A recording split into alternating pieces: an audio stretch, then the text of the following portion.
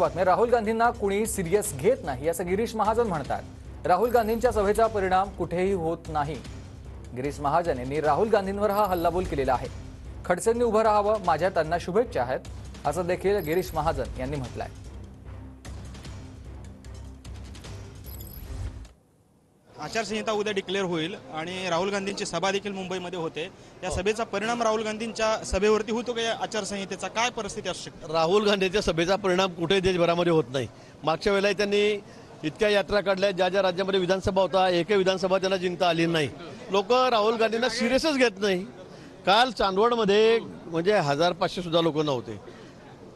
नाशिकमध्ये सभा, काल नाशिकलाही होतो, नाशिकमध्ये सभा झाली तर एखाद्या नगरसेवकाची चौक सभा होते तशी त्यांची सभा झाली। कोणाला विचारा, तुम्हीच दाखवलं, तुमच्या चॅनलवरून त्या ठिकाणी दाखवलं तुम्ही, मी म्हणतो म्हणून नाही, खुर्च्या सगळ्या रिकाम्या। त्यामुळे राहुल गांधींच्या सभेमुळे कुठे काही परिणाम होईल असं अजिबात समजण्याचं कारण नाही। पण सर, दुसरीकडे रावेरमधून रक्षाताईंना उमेदवारी जाहीर केलेली आहे, दुसरीकडे रोहिणी खडसे ज्या आहेत त्यांच्या भाऊजाई ज्या आहेत त्या तिथे उमेदवार असण्याची शक्यता आहे। कसं चित्र असू शकतं त्या उभा राहिल्या तर? असं ना, त्यांनी उभं राहावं, माझ्या त्यांना शुभेच्छा आहेत, त्यांनी उभं राहावं, त्यांची इच्छा असेल, मला माहित नाही आहे की नाही, पण तुम्ही सांगतायत म्हणून त्या तिकीट मागतायत म्हणून, तुम्ही म्हणताय म्हणून त्या असतील तर फारच चांगलं।